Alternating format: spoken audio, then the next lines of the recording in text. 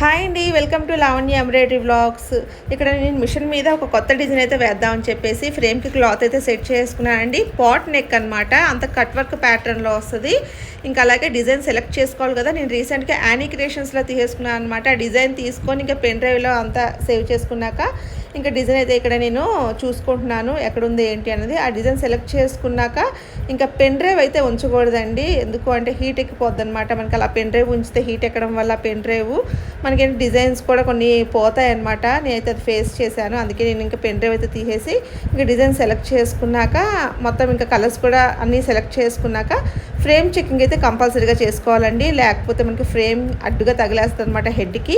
ఇంకా మొత్తం frame checking చేసుకున్నాక బ్యాకింగ్ పేపర్ పెట్టేసి ఇంకా వర్క్ అయితే స్టార్ట్ చేసేయాలన్నమాట.